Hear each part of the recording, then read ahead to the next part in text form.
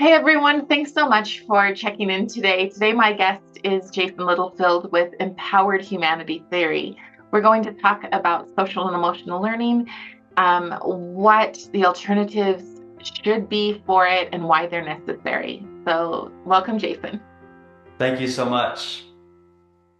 Well, Jason, I am so glad to finally get to talk to you. I think that we've crossed paths a little bit at different events, just been super busy. So I'm really glad to finally be able to speak with you. I appreciate you asking me and having this conversation for sure.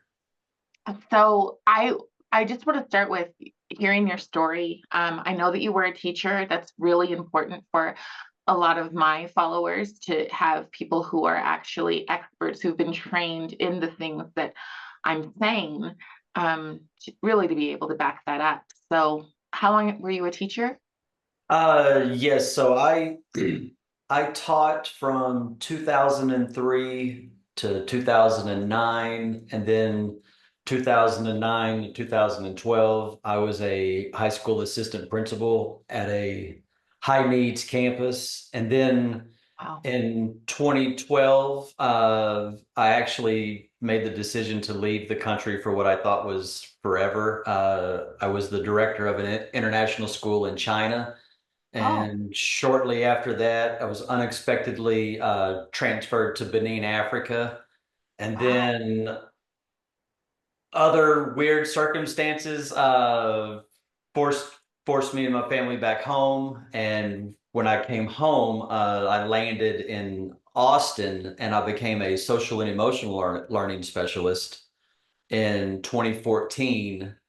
And in that role, I was there from 2014 to 2017. And SEL is kind of been a big hubbub these past few years. And it reminds me of in 2017 when some of the ideas, the trainings that I was attending, was clearly something, it was the ideas that I was not raised on. It was I was told I was racist for being colorblind and for believing in our common humanity and that we're all connected and that we should all work together. And then, so I also discovered that SEL, things like I diversity, should break that down just for anybody. I'm pretty sure most of the people I know what it is. sure. So Yeah. it Okay. stands for social and emotional learning. And when I first entered, we trained on and talked about self-awareness, self-management, relationship skills, decision-making skills.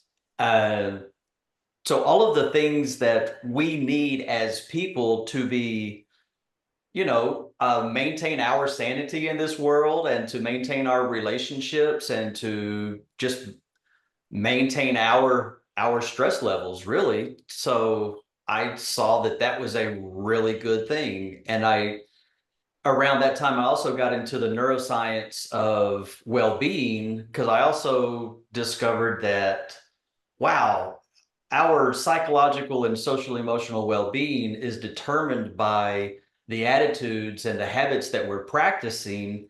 And theoretically, every single waking moment, we're practicing something. And if we're not intentional in our practices, we are being led by our primal susceptibilities of tribalism, uh, fear, and groupthink. And I noticed that the trainings I was going to and the professional conversations that I was having were reiterating and emphasizing fear towards each other and tribalism and groupthink. So those basic human primal susceptibilities that cause us to do harm have been weaponized by social and emotional learning, by concepts like diversity, equity, and inclusion. So when I saw that, and I knew that, kind-hearted people were being taken advantage of, and that this was the only option being given to our schools and our workplaces and our communities to, theoretically treat the human condition. Because I assume, the if you give the concepts of DEI and social emotional learning and anti-racism, if you're charitable with those terms and think that, yes, we should be addressing these terms, but I saw that the way we were addressing those very important things was with a collectivist political ideology. So I began developing a framework that actually addresses racism and our social and emotional well-being and our abilities to manage our day-to-day lives and our relationships with each other. And that's essentially what empowered humanity theory is. And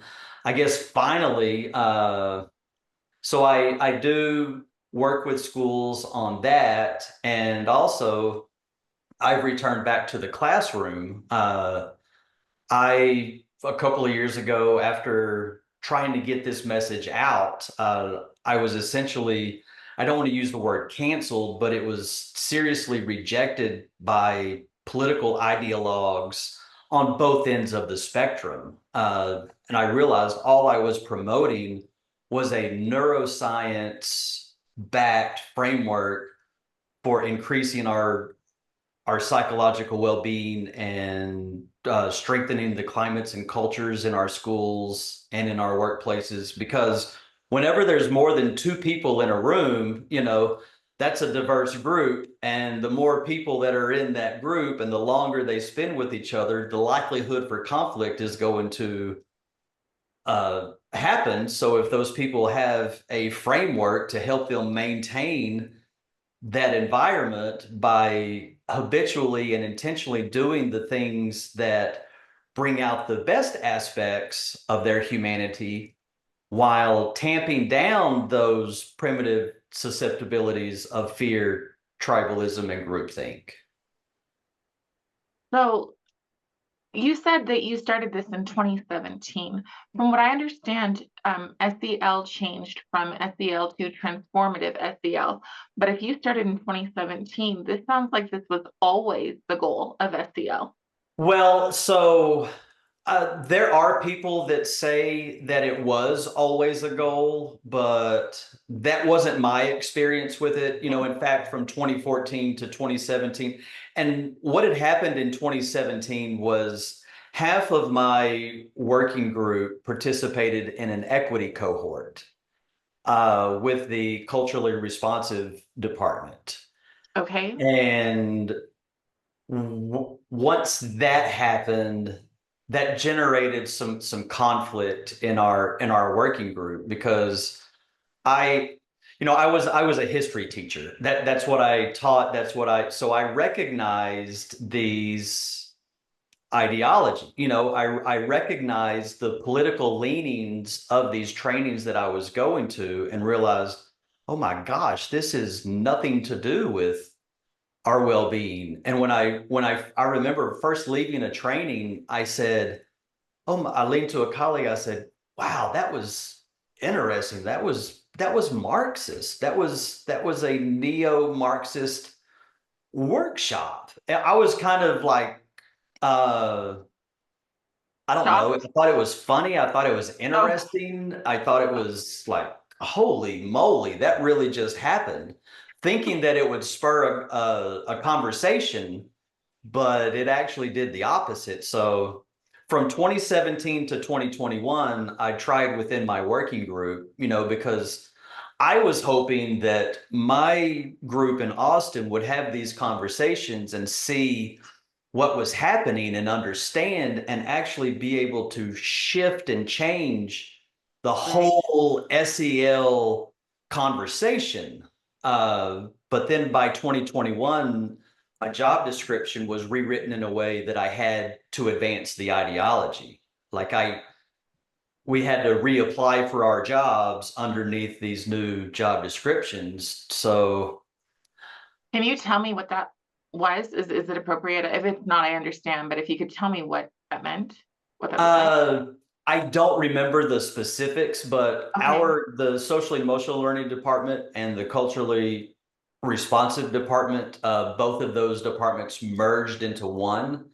And Right. because it became a new position, I guess by law they had to create a new job description. And we were all told that, if you reapply, you'll get your job back. It was just a formality. But I understood that taking that role, I now had to put forth these ideas that I knew were very toxic for humankind and society in general. So I decided to leave Austin, and I'm teaching U.S. history in a rural Texas town now, while consulting with empowered humanity theory and trying to get that message out as well.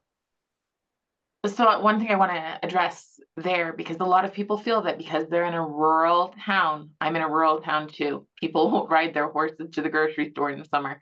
Um, but that does not mean that it's not happening here. You still need to kind of vet your teacher, know that your teacher, especially a teacher, a history teacher, Mm-hmm. they should know who Mao, Stalin, Pol Pot, Yeah. Yeah.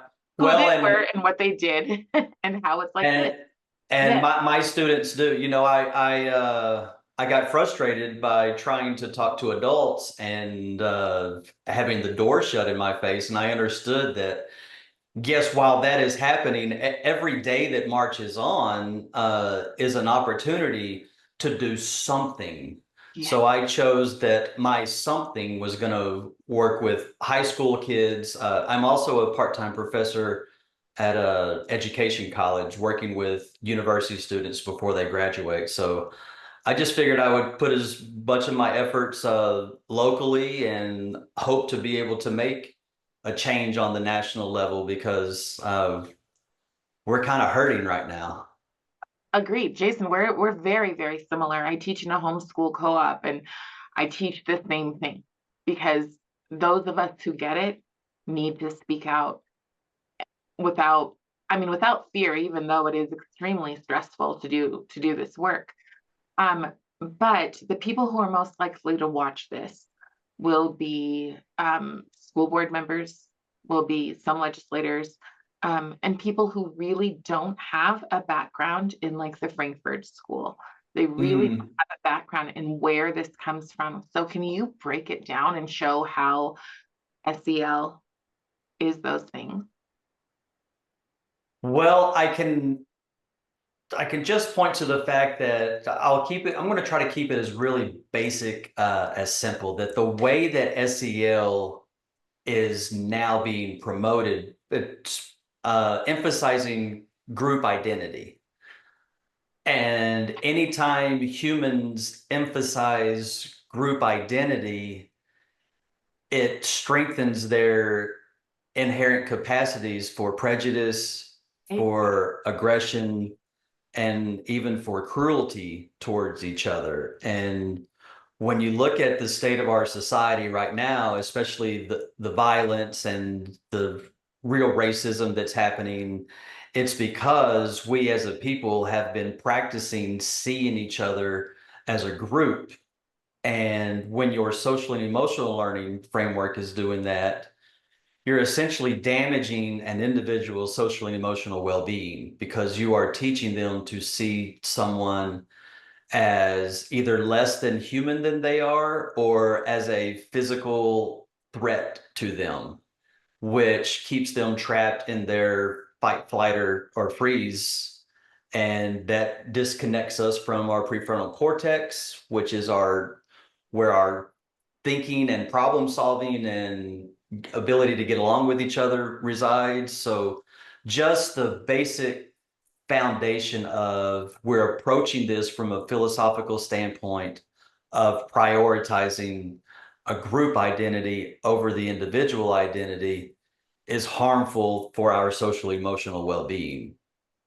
So look, when you said where it's the prefrontal cortex. So I don't have another word for this than evil, because surely they're using scientists and neurodevelopment experts on what they're doing with SEL. Now, I'm watching on top of that, I'm just going to jump for just a second. I'm watching the biggest trending hashtag right now is Black fatigue. Okay. Mm-hmm. So that is turning people into fight or flight mode. It is empowering people because one thing that I saw several years ago, probably 20 years ago, I was visiting a friend at a college and they had a bunch of minorities sitting in the room and they said the only people who can be racist are white people. It's totally okay to for these other groups to feel this way. And now it seems like that is being embedded into what kids are learning, especially junior high and high school kids now. Well, that's I went to I went to a training that told me that, and that was part of the training, and that those were part of the trainings that I was later being asked to lead.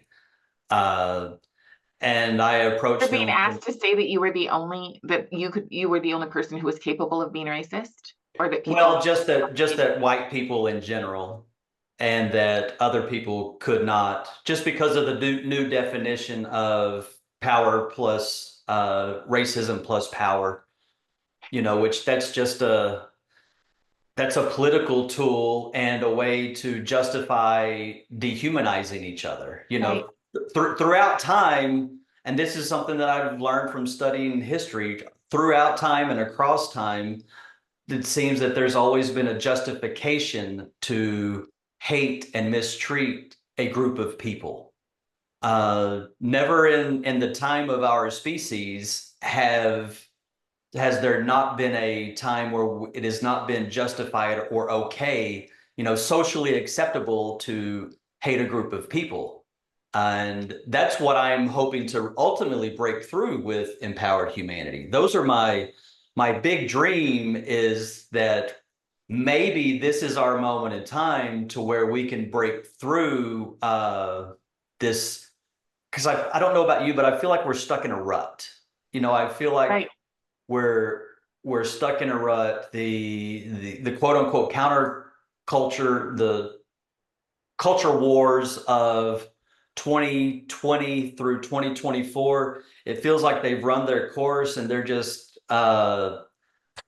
banging into a wall, you know, like a Right. remote control car that keeps hitting the wall and trying to break through. And that stuck is that we still talk about each other as people in various groups or various tribes. So we But we are. weren't, I mean, you said that never in history, but I feel like the 90s and the 2000s, we were pretty darn close. Like we Well, you taught, know what? Maybe from, let's say, 1997 to 2007, that most definitely was a sweet spot. But I was just speaking.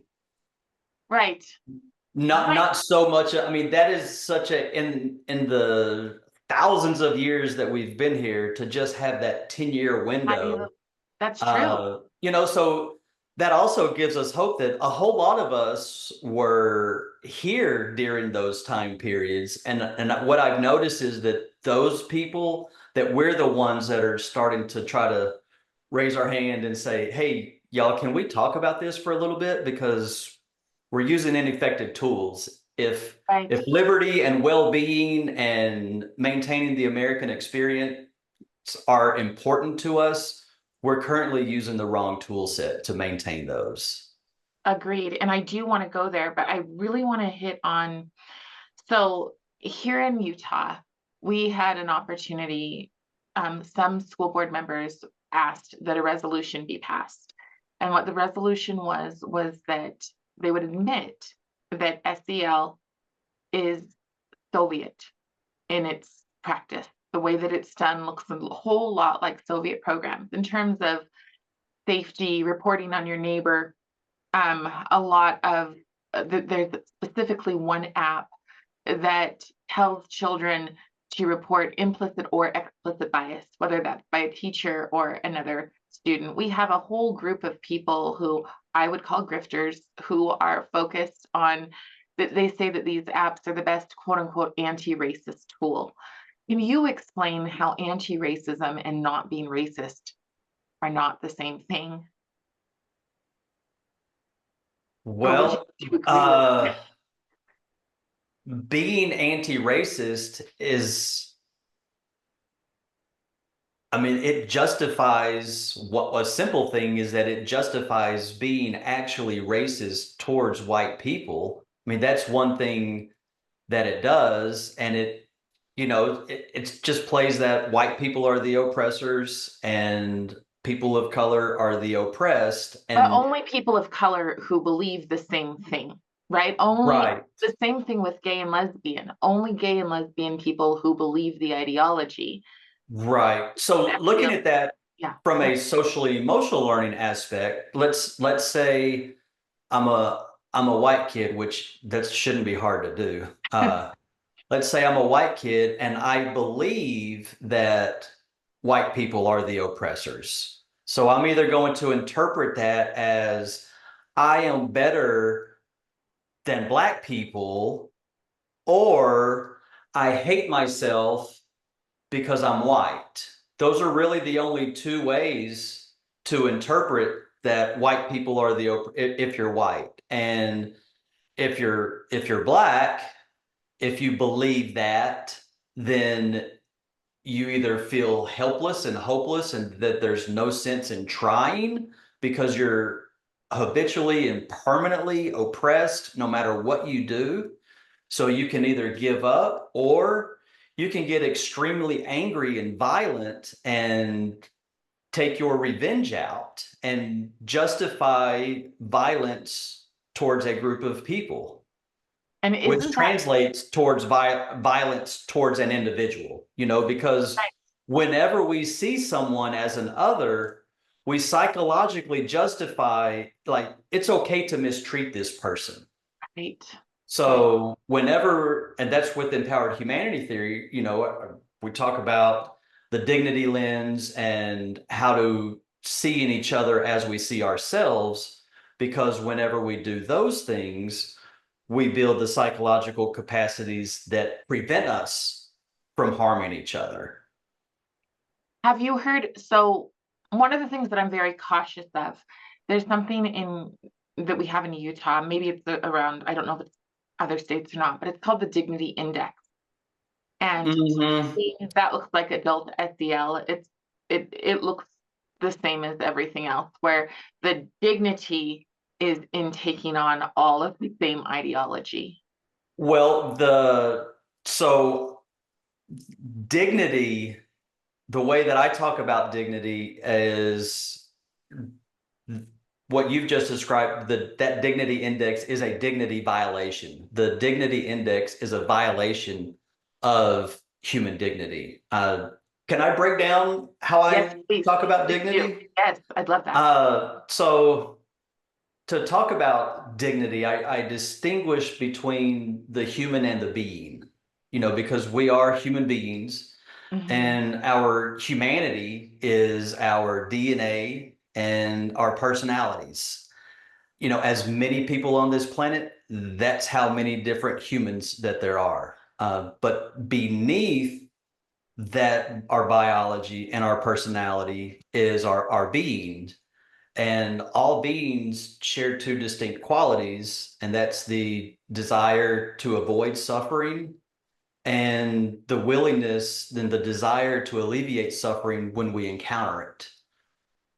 So by seeing ourselves in each other, by sharing our stories with each other, whenever we do that, we inherently build the psychological capacities that prevent us from harming so-called others. That's a very fascinating way that we're wired as human beings. Whenever we see someone as another, it justifies harming them. Whenever we see them as ourselves, we cannot harm each other. It prevents Right. us from doing that because of what we're doing in our brain. It's yeah, I mean, I am a Christian, and when I see things, I see it as like, can we see the face of God in others? Can we Hmm. can we see that they are also a beloved child? So, Yeah. and I feel like I think the thing that from the very beginning with all of this DEI, SEL, restorative justice, all these things, they're this box of this is the only way a person can be. They have no redemption. Hmm. Just this, it's so ugly.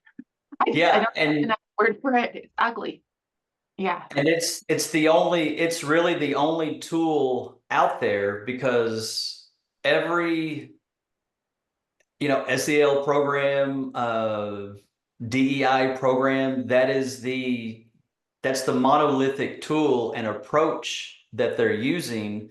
And the thing is, even if people have kindness and good intentions in their heart, if the tools they're using are purposed for destruction, Mhm. they're going to destroy no matter how sweet and kind-hearted those people are, because it goes back to what I said about whenever we just naturally see someone as different from us, especially if we oppress them or they oppress us, it builds up resentment and shame, those social emotional habits that we are. And as human beings, we are naturally, by design, social emotional creatures.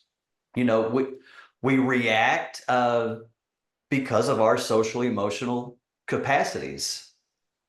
Right. Whether we want to or realize it or acknowledge it or not, that's just who we are as humans. That's what makes us separate from dogs and cats. Right.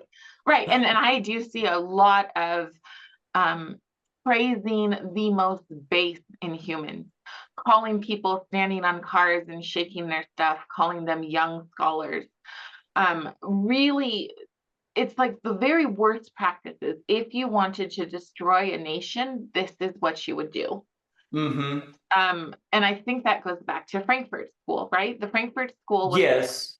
Yeah. And that was one of the main reasons why I did move overseas in 2012, because I saw this coming in like a storm in the distance. And I said, "Oh, wow, this is going to be really intense, and it's just going to cause perpetual chaos and confusion, and I don't want my children around it. I don't want to be around it." So I thought I was going to ride everything out living in West Africa, but I got thrown right into the heart of the SEL and the DEI experiment, which they're I ahead guess of is time, that's what led me to create, the I guess, some people call it an alternative, right? because That's I what I saw the nation and the world using tools that are causing our species to descend into chaos. And really, if we just make a right. slight change, we can change things, because neuroplasticity is our friend. What we practice is what we become. Right. So if we can practice the things that make us our best selves, rather than practicing the things that are causing us to do harm to each other, then things will change for sure. Now, a lot of people don't understand. I mean, first off, this is attack on the West. This is about completely dismantling Western ideas. Which is why I'm shocked when you say you went to China to escape it, because honestly, Well, like a slow I knew, so that's how, I guess, committed I was I've said, I'll be in China for a little bit. I can endure China for a little bit, and then I'll get somewhere else. So okay, yeah, I lived in China and then third world Benin in a year, which living in both of those places prepared me for living in Austin, because Austin's kind of a neo-communist third right. world city.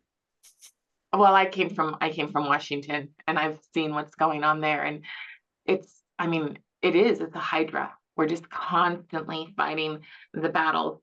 But so what I want to explain to people who have maybe never heard of the Frankfurt School is this was a bunch of people who, correct me where I'm wrong here, okay, because I have a layman's knowledge of these things. This was a bunch of people who came here. Were they Jewish? I think they were Jewish. Now I'm not anti-Jewish. Please, nobody think that. I know they were German. I Okay, know so I know they came from Germany. I don't know okay. what And their faith was, but and they wanted to destroy. They were kind of angry and resentful. They wanted to destroy, and the ways in which they wanted to destroy things weren't working because we had a thriving middle class. So they had to Well, fight it, correct? Go ahead. yeah, and they were critics. They were criticizing Marxism because they were wondering why didn't Germany become Marxist after World War One, Okay.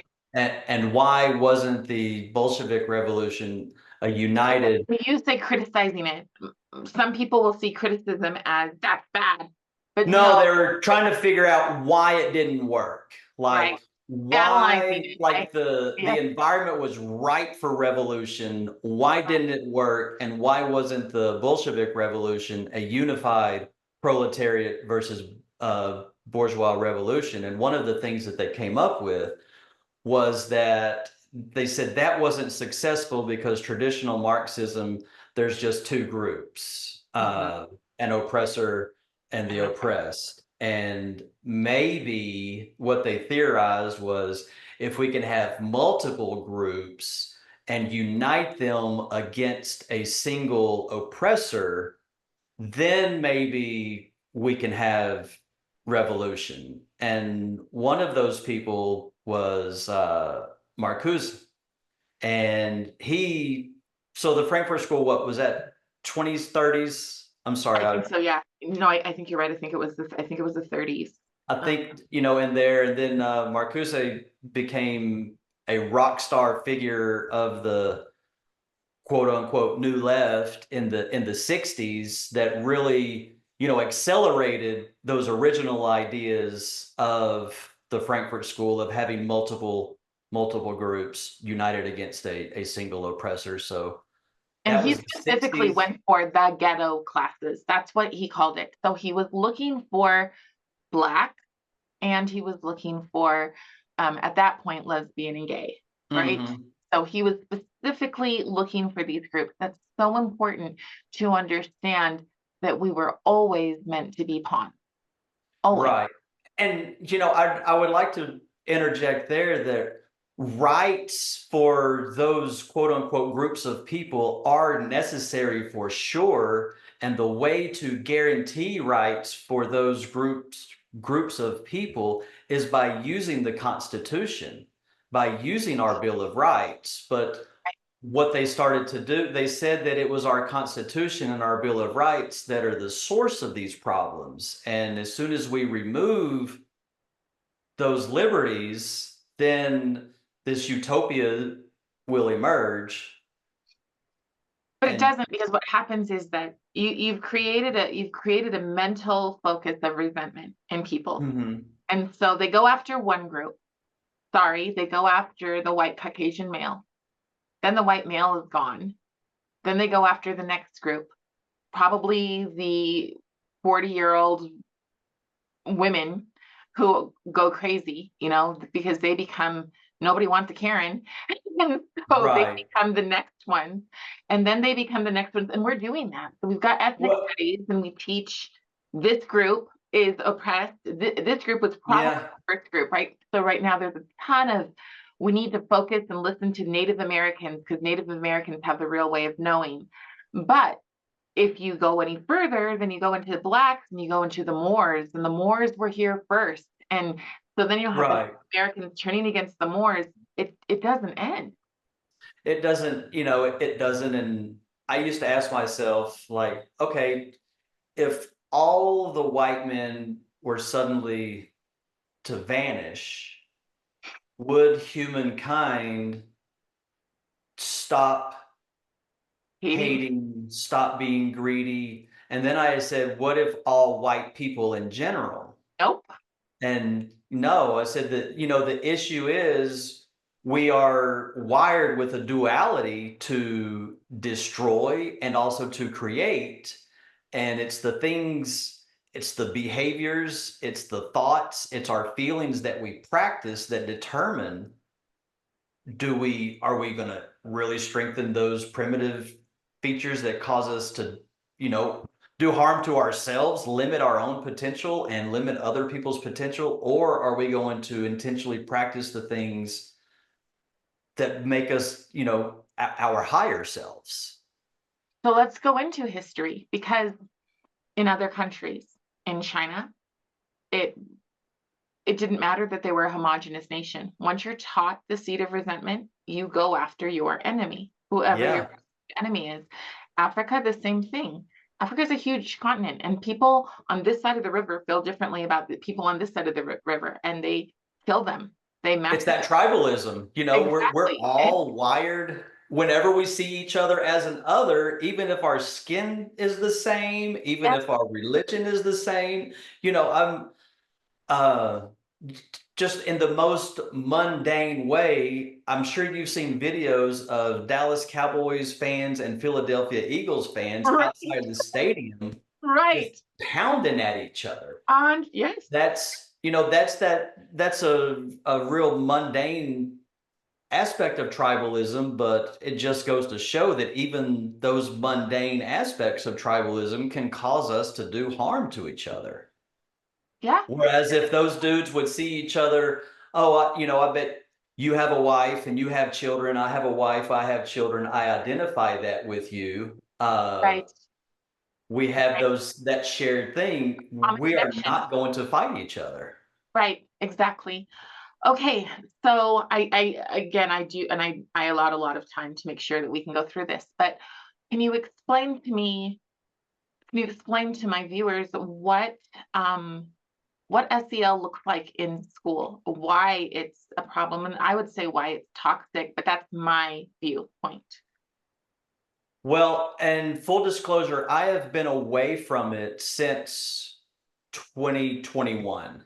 Okay, I stepped away right when the collectivist ideology became the only way to do it. that in So itself is a problem. right when it became, this is what everybody, the nation is officially doing, because it was around December of 2020 that Right. Castle, the Collaborative for Academic and Social Emotional Learning, the national, this is what you will do for SEL America and the world, when they officially switched to the collectivist version. Uh, but No, it that's just, important. If you'll just a second, that's really important, Utah, because Utah is the state that has most embraced this. We are the state that has Tim Shriver come a couple of times a month. I mean, mm. sorry, not a month, a year, and talk to our teachers, support our teachers. It's Tim Shriver who's doing that. And So I've sent him my work. good luck. Well, Castle is well aware of what I'm doing. Because Yeah, I'm not doing this as I'm trying to, you know, trying to fix the problem and yes, yes. accept And what is. You, are you trying to give them the benefit of the doubt? Because I'm done with that. yeah, I was, Okay. but honestly, I just gave up trying to communicate with them in general. I do Yeah. know for a fact that they know What they're what doing. I have put out, and that my framework is a neuroscience and historically supported Yeah. framework. So I'm just hoping that others out there will come across this idea that I have out there and be the foot soldiers that say, hey, this is a great idea, and it's essentially free, even though I can come out and train on it. But it's not a difficult concept. I tell people it doesn't take a rocket surgeon to figure it out. Right. Well, I worked for a charter school that has a wonderful, it's called Builders program, and it just teaches simple dignity. So you've got 5-year-olds who do 3 handshakes and a smile, right? Like Yep. that, like they learn how to be respectful. You hear thank you and please, and and general manners. And all of these kids get along, and they have empathy. If you're Hmm. reading a book to them and something sad happens, they feel it, right? But they don't internalize it and turn it into, you did this to me. And Right. that's huge in terms of, I go around the state and I perform a couple of characters. I perform Harriet Tubman and Elizabeth Freeman, and I'm actually going to add Red Scarf Girl, even though I'm not Asian. But because but people will come up to me and say, "I'm so sorry, we did this to you." And I always feel like, Hmm. even though you're not supposed to break character, I always at that moment am like, no, let's be really clear. This is a story from the past, you Right. and we've come a long way, baby. So Yeah. yeah. Yeah. So okay. So you stopped in 2020 or 2019.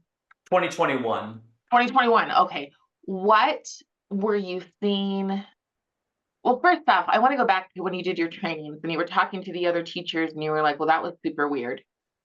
Did any of them agree with you, or were they all Uh, I had two that eventually did. okay? One, you know, and this just goes to show how people mm, are susceptible to ideas, how good-hearted people are susceptible to ideas. Because I remember there was one particular meeting and we were talking about something, and my buddy said, well, y'all just aren't woke. And a supervisor, said, what does that even mean? And it got a little bit, Heated? not, I wouldn't say heated, but just the energy in the room rose a little bit enough to where we took a break. And unfortunately, it was never talked about anymore.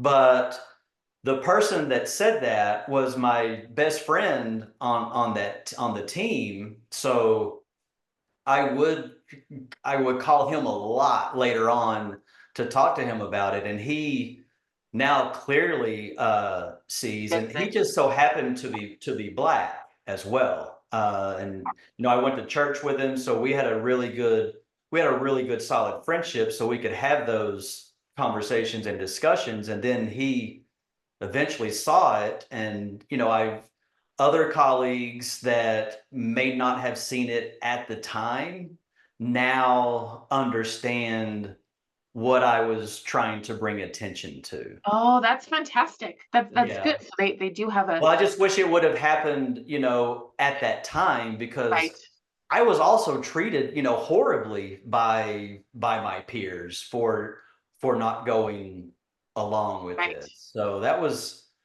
an interesting experience as well, because I got to see, what does this idea do to cohesive, productive working groups, and it absolutely shredded uh, the whole the whole environment. So that I'm was so sorry. And you were the vice principal. I mean, well, no, I was an SEL. That was when I was okay. an SEL specialist. Wow. That is so what I understand about SEL is that originally it started.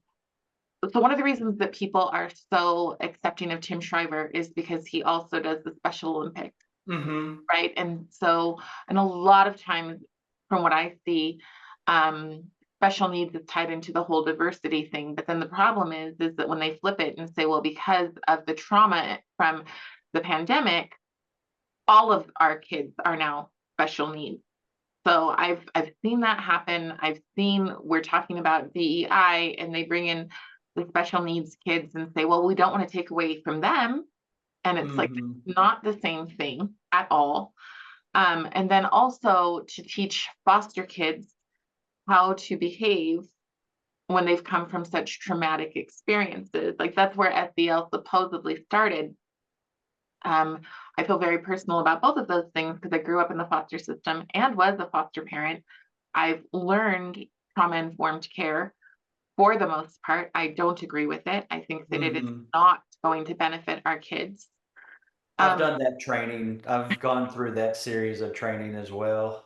it's just it fosters entitlement when these kids need to understand that they can have the skills to lead themselves.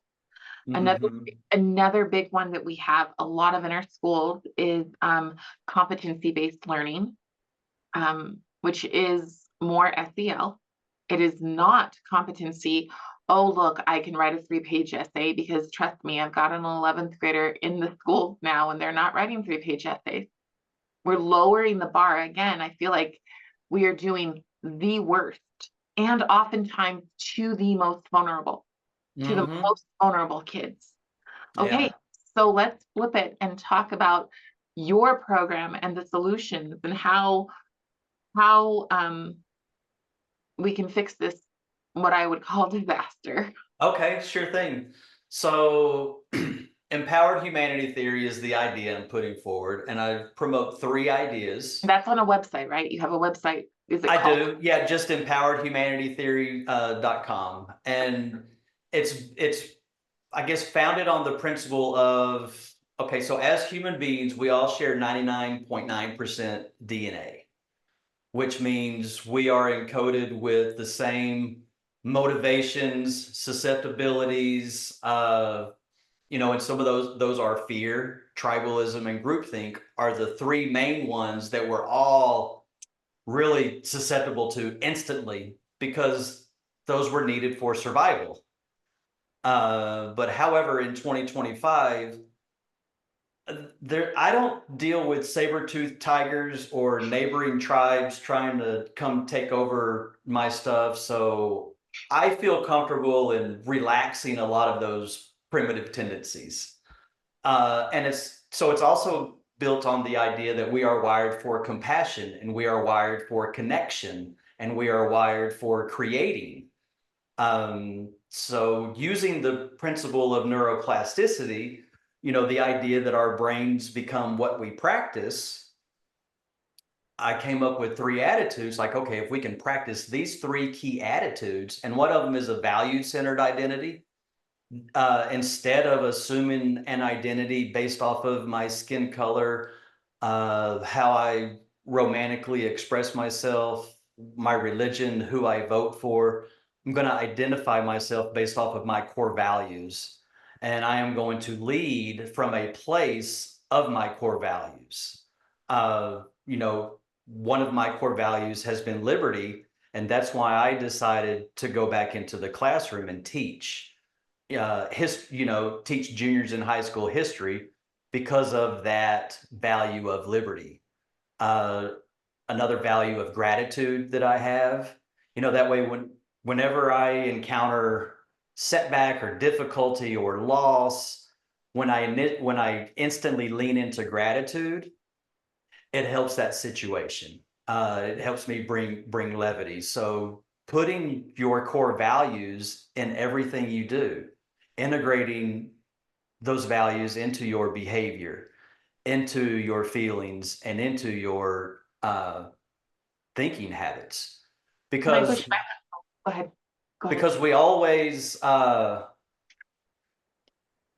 will step outside of those bounds. So when we find ourselves being extra harsh to ourselves or extra harsh to somebody else or overreacting in a situation, because we're humans. But if we can, in those moments, coil back to our values,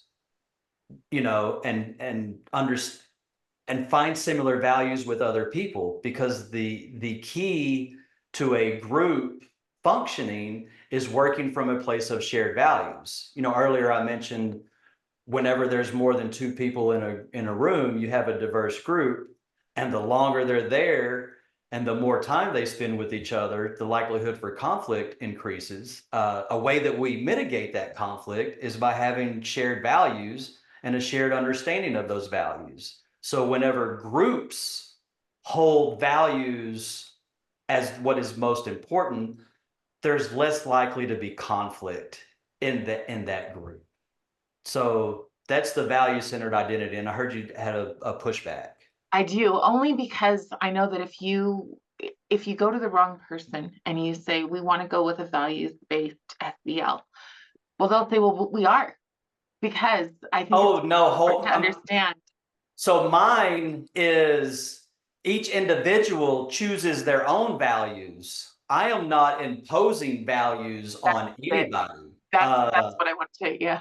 I do a value set, I have a value setting exercise a book I put out. But yeah, no, I'm not imposing my values on anybody. I'm encouraging everybody to explore what are your core values, and you live your life through a lens that reflects your core values. That's who you are as a person.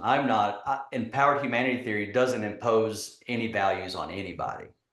So, audience, please hear that in Castle's version of SEL, they have very, very clearly defined values. They are all progressive ideology, and you can see them on their pages at castle.org, which is CASEL. And it's really important to understand that they do have values. It is kind of a religion, I would say. Yeah. So you see, that's one of because empowered humanity, it's really the polar opposite of what Castle is doing, and the value centered identity is one of those main things. And do you want me to go to the next attitude, Yes, or yes. okay? No, no, So no. Go ahead. the next attitude is a dignity lens. And we talked about human dignity and understanding dignity that way, and realizing that we are all connected, and that I'm not going to separate myself based off of my skin color, my religion, my politics. I'm not going to put that dehumanizing barrier between us. I'm going to approach you with dignity. I'm going to understand that you love your children just like I love my children. I can identify with you no matter what part of the world you live in, because I get that love for child. I get being disappointed and being hurt and being joyful, all of those things that we share as humans.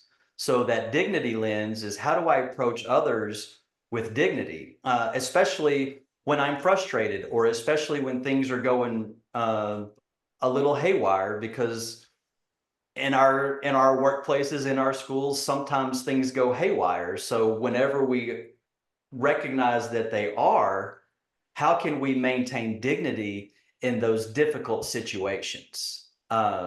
Whereas the current model, which is based off separating and groups competing with each other, which is, and I guess an extreme of that is telling people that they're born in the wrong bodies and all of these things, which are violations of human dignity. So Well, and just cultivating that. right. And one of the things that I've seen just in the very beginning of the Dignity Index is that we treat other people with respect means we must use preferred pronouns. And I feel like Right. that lets one side go, we have more power than you do. If you fundamentally believe I'm not going to do that, But you see that word respect, the difference between dignity and respect is something that is earned or lost based off of somebody's behavior. Like, I don't have to respect everybody, but can. I'm going to honor their dignity. And sometimes honoring that dignity is just walking away. Mm-hmm. Uh, so that's the big difference between, because you forcing somebody to respect behavior that violates their dignity, that's a dignity violation in itself. So, I'm kind of hoping to change the way that we are talking about these things, and to look at the words that we use, and to use the appropriate meaning of those words. That would be So, amazing because that's the more we practice that dignity lens, we're creating psychological capacities that prevent us from harming each other.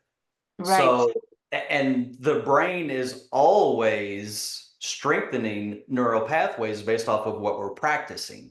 So currently we're practicing division and seeing people as others, and that's bringing forth those nasty primitive capacities. Whereas the value centered identity, the dignity lens, and then finally there's a mindset that prioritizes compassion and inquiry rather than fear and judgment. Because Okay. fear and judgment, those are those initial responses. And when we're asked to see somebody, make that judgment call on that person because of their skin color or because of who they voted for or because of how they worship or love, we are dehumanizing them and each other. So, how do we recognize whenever we're being extra critical to ourselves? Because we're also very critical to ourselves. So, how do we recognize that, give ourselves compassion in that moment, uh, and then move forward? The inquiry lens is, what questions can I ask? How can I get curious with this situation or this person rather than just assume they're a bad person? I'm from a Mm, teacher's perspective, if a student has their head down, maybe initial thought, oh, they're lazy. right. But if I in that moment can pause and with compassion and inquiry, I can say, maybe they were up all night working or looking after a sibling, or maybe they're sick and they were forced to go to school. So then I can approach that student in a more calm, compassionate way rather than get up, you lazy bum, because Well, that's and I going to like cause that kind of issues. inquiry without a preconceived notion, because people Mm-hmm. are oftentimes taught that, well, if they're Mexican, the likelihood that they had to stay up while their families were out working job number three. And I think that is extremely degrading to the successful professional Mexican family. Right. Ooh, that's Yeah. not Yeah. their story. Well, see, that's an example of how we make judgment calls that Right, can dehumanize and limit somebody's potential. right. Yes. So, it's those three attitudes. And then finally, there's three pathways of practice. Okay. And we can think about, you become what you practice. So these are the Mm, three practices that strengthen what is inherently good within all people and tamp down those primitive things as well. But it's practices that build awareness and equanimity, and awareness, self-awareness, social awareness, getting to know, who you are, what are your goals, what are you working towards. So how many times can you practice just self-awareness? And then equanimity, that's the ability to remain calm whenever things are a little bit chaotic. And we build that capacity simply. I know there's a big mindfulness movement and there's mindfulness controversy, but just the simple act of focused breathing, okay. uh, focusing on a single sensory sensation without some sort of spiritual element of meditation and mindfulness, because the neuroscience behind focused breathing and sensory focused and just focusing our attention shows that it's very beneficial for our brains. Well, and I was telling you before, I was listening to your interview with Benjamin Boyce, and you were talking about how you were driving down the road and there was a car accident. Hmm. And Or uh, somebody pulled out in front of me. yeah, right. Yeah, And yeah, just being able to go to um to connect with reality and to say, okay, I'm okay. My car's okay. yeah. My child's okay. Those things can calm you down, as opposed to one of the things that I really have a problem with SEL is it's so much leaning into emotion. I feel this way Hmm. right now. There's so much anxiety when, Hmm. when the reality is, okay, but what's really happening today? Today, Yeah. are you And likely to be deported because you have my skin tone? Probably not. And how do you react and respond in the moment? Because, Right. I'll just tell that story a little Yeah, bit. yeah. Yeah, yeah. So Sure. I was driving, in Austin traffic, and somebody cut me off, and I said, "Oh wow, they must really be in a hurry." I didn't react how I would have years prior to practicing mindfulness and practicing leading from my values. And a recent example of when I noticed I did something like that was I I tripped but didn't fall. I'm sure you've maybe done that a couple of times. And if I would have fallen, I would have totally busted it. But I caught myself and I instantly said, thank you. And then I noticed that that became an instinct after something didn't, I didn't fall, or like every time there's like a close call of something and I came out as the benefactor. I immediately respond out thank you. And also whenever something good happens to me, I immediately say thank you, because that's my value of gratitude. And how can I incorporate that? And the more that you practice these things, the more natural they just spill out of you. And the first time it happens, it's pretty shocking. But that's what ultimately empowered humanity theory is. Oh goodness, let me get through the other two pathways of Sure. Go ahead. practices. Go ahead. Go ahead. Yes. I'll be real quick. So You're fine. practices that build kindness and compassion for self and others. Okay. Really emphasize on that self-compassion piece, not self-pity, but self-compassion. Whenever I've had loved ones pass away, pets pass away, divorce, all of the things that happen to us in life. By recognizing that this is a moment of suffering and just vocalizing that and being compassionate to yourself in that moment calms our brain down. Yeah.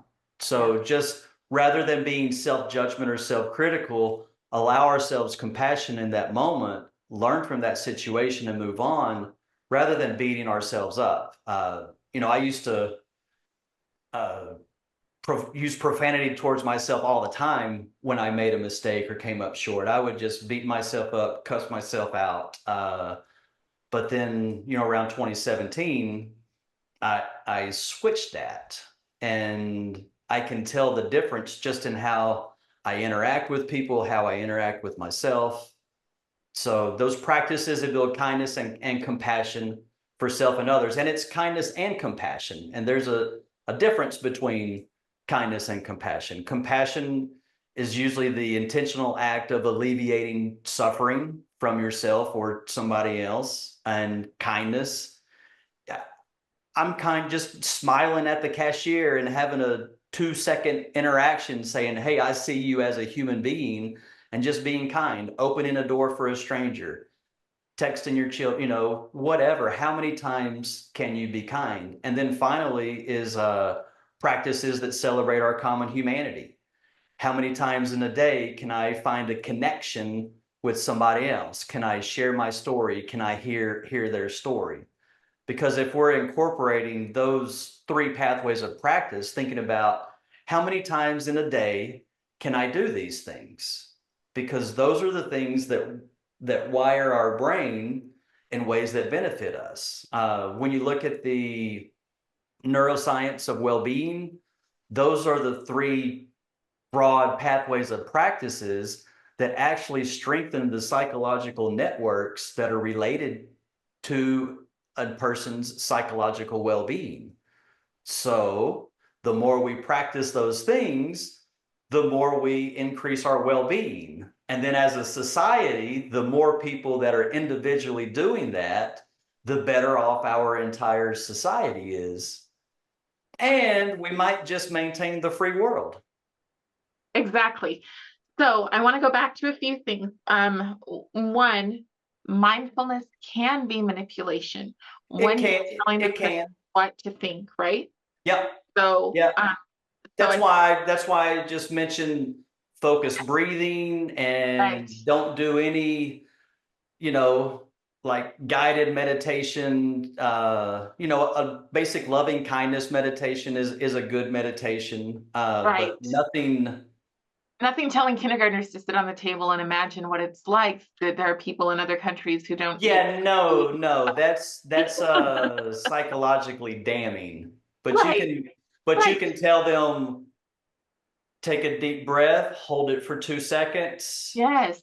And then you can Yeah. ask them, how do you feel after that? Yeah. And they'll say calm. And you can teach them, whenever you feel angry or frustrated or confused, You can take 3 deep breaths, and it's like a magic trick. It'll calm you down.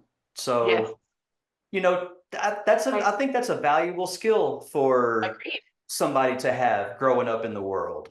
Agreed. I remember in the early 2000s when my son was little, having the Nihao Kailan, and she would say, calm down. Hmm. And I would tell him the same thing. Okay, calm down. So, um, kindness of self, that one is interesting because so much of this is about ending the relationship with self, ending any kind, and again, from my Christian belief, I believe that we're supposed to deny ourselves to a certain point, but not to the point that we're supposed to be part of a collective that thinks in groupthink, Right. which is where SEL oftentimes pushes. They want you to not have a belief or confidence in self, and instead do what the collective does. Have Well, a belief system that's collectivist, homogenous, right? yeah, collectivist political thought, the individual cannot exist.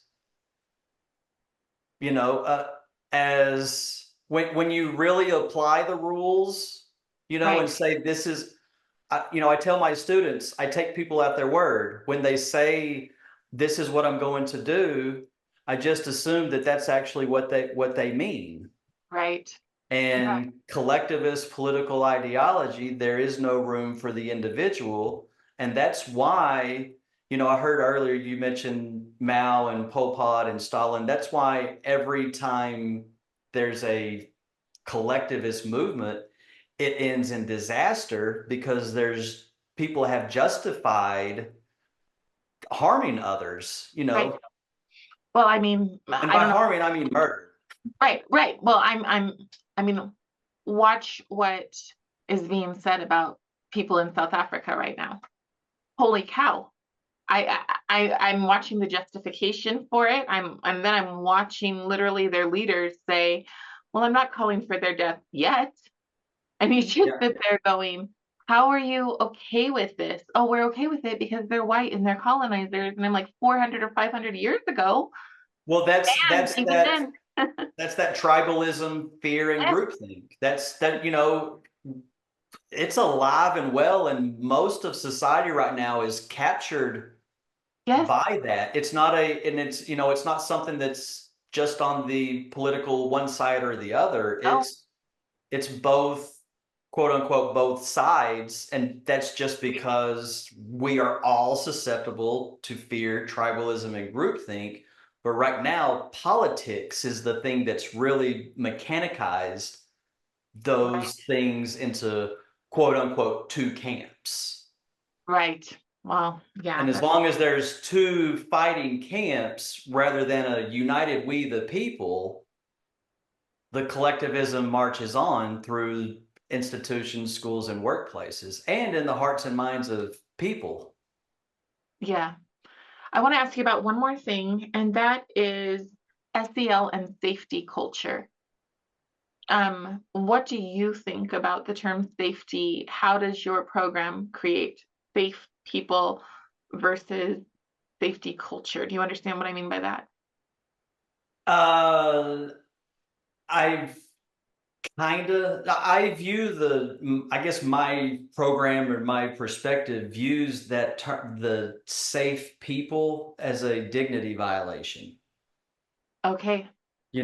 Because if you're saying some people are safe and some people are dangerous by their external features, that's a dignity violation. So we Or don't. by their political beliefs. I mean, like, I mean, well, it depends. If your Yeah. political belief is, I'm your new parent, then we have an issue.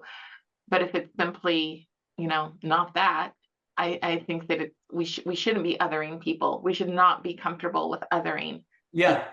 Yeah, and that those are examples that you just listed. Those are examples of how this collectivism is so entrenched and ingrained in the culture and institutions, especially under the guise of compassion and humanitarian. But in reality, when you apply the rules to the situation, it's a clear dignity violation. Correct. Um, okay. Is there anything else that you would like to say? Have we covered everything?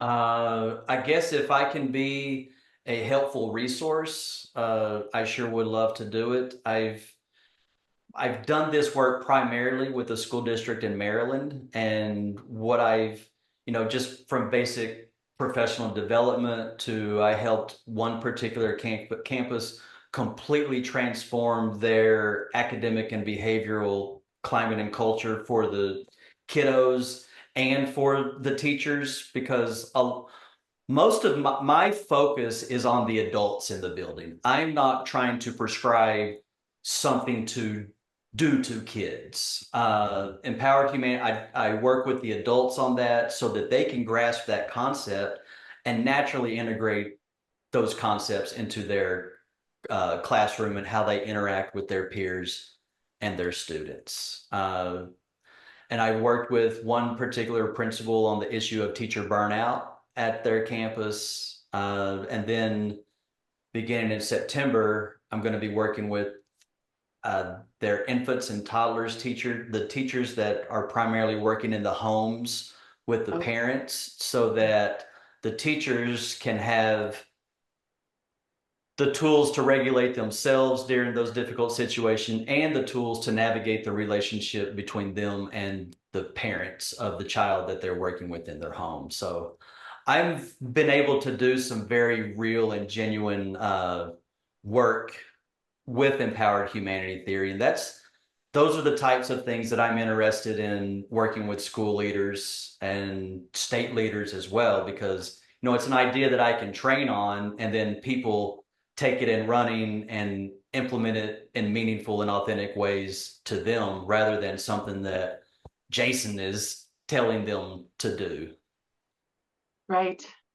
Well, I'm very grateful for this conversation. I'm very grateful for people like you who, even though, I mean, at the point where you were treated badly, you could have easily just washed your hands, walked away, and the fact that you stay and continue to work because I believe I believe it's a calling to Yes. do Well, what and also I was testing out empowered humanity theory. It was a yeah, framework that I first put together for myself. Full disclosure, I was going through a divorce at the time, and life was throwing me challenges, and I was learning all of these really cool things at work. So the things that made sense and resonated with me, I started applying them to my own life.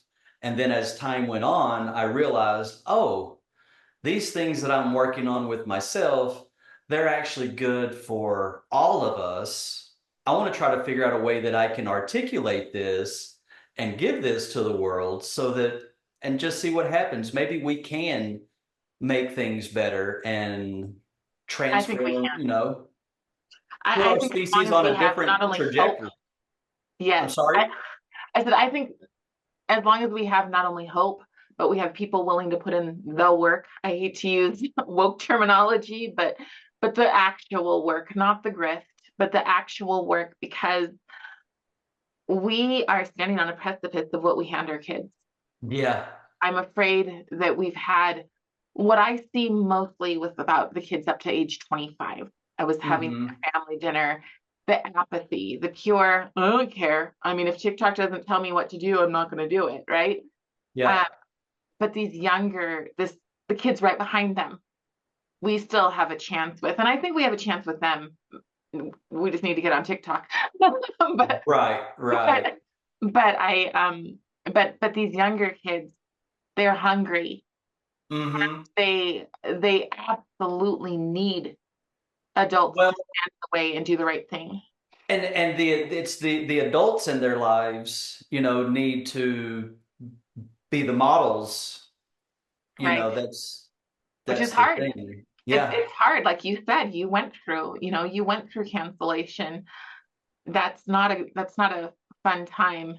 I just go through suppression. So it's a little bit Right. Right. It but it's wasn't fun, but it was interesting. And because I knew that if I was going through this, there's lots of people going through this, and I want to use because also empowered humanity theory can also heal those groups that have been Yes, harmed yes, by the ideology, because that's something else that really nobody is addressing, is that this ideology has really harmed a lot of groups and a lot of communities, and yes. there we need to heal from those things as well. 100%. I have some people in mind to share your work with. Now, you said you have a book as well. Is that available on Amazon? It is on Amazon, and it's just Okay. empowered humanity theory. And there's also a workbook. There's a Okay. book and a workbook. And That's the both are workbook available. is like a lined journal with various prompts and Oh, great. some different exercises, some mindful coloring pages, it's like No, an interactive journal. I might get that I'm teaching critical thinking to high schoolers next year, and Okay. that might be a really great tool for that. Um, Yeah. well, Jason, thank you so much. I've really enjoyed this conversation. I've just really, it lifts the soul to be around people who are doing what needs to be done. Oh, thank you so much. And likewise. And maybe this is our time. I heard you earlier talk about, the grifters, and hopefully this is when regular people will separate themselves from the grifters and stop giving them the attention, stop giving them the clicks, and rather than just yelling at each other, we only have one life, so why not take direct action and do the things that are going to make us better as individuals and make us cooperate with each other better? We'll just improve humanity. Yeah. Yep. It at this point needs to be saved. That's We have people who really, really want to destroy all things good, it seems like, which I know that sounds, over the top, but that's Well, there are some of those people. There are those people that are working side by side with kind-hearted, yes, well-intended people, and they're both using the same tool set. yes, 100%. That's very accurate. Well, thank you so much. I'm going to stop this, and then I'm just going to record an opening real quick. So Okay. stop this first.